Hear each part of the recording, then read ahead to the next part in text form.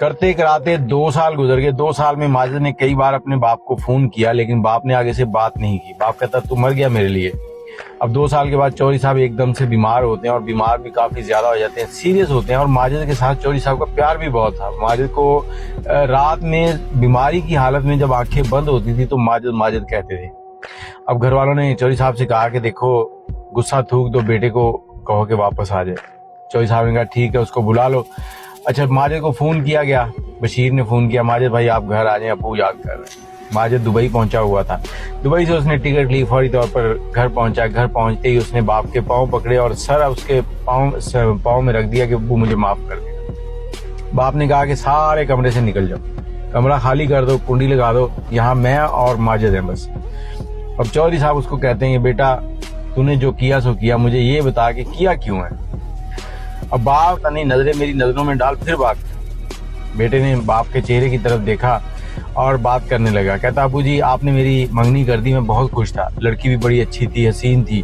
लेकिन जिस दिन हमारी मेहंदी की रस्म चल रही थी तो मैंने देखा कि जो साजिद है वो बाहर उसी लड़की से बात कर रहा था और उसे कह रहा था कि मेरी गुर्बत मुझे मार गई, मैं तुमसे मोहब्बत करता हूँ लेकिन मेरी गुर्बत ने मुझे हरा दिया। इश्क जो है वो गुर्बत के आगे जो है ना वो बेबस हो जाता है।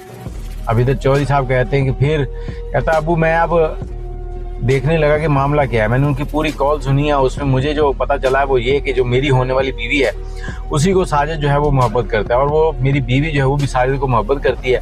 साजिद की माँ ने लड़की वालों से दबे लफ्जों में बात की थी लेकिन उन्होंने इनकी गुर्बत का मजाक उड़ाते हुए इनको इनकार कर दिया था। अब मेरे लिए इससे आंखों देखी मक्खी जो है इसको खाने का कोई इरादा नहीं था। मैं क्या करता, इनकार करता सीधे अल्फाज में तो भी गलत था, आप मुझे मारते। मैंने मुनासिब यही समझा कि मैं यहाँ से भाग जाऊँ, लेकिन मैं जब घर से भागा हूँ तो आपने फौरी तौर पर लोगों को पीछे भेज दिया। फिर मैं एक दोस्त के घर गया हूँ और उसके बाद मैंने एजेंट से बात की। 3-4 दिन के बाद मेरा वीज़ा लगा है पासपोर्ट पे, तो मैं निकल गया दुबई। अब ये कहानी थी और आज मैं खुश हूँ कि मेरे दोस्त की जो मोहब्बत है उसको मिल चुकी है और उसके घर वाले उसके साथ खुश हैं। इधर साजिद की ये बात पूरी हुई तो दूसरी तरफ चौधरी साहब ने जो मूछें नीचे की थी ना 2 साल पहले, उनको ऐसे पकड़ के ऊपर किया और बेटे को कहा कि चल गले लग जा।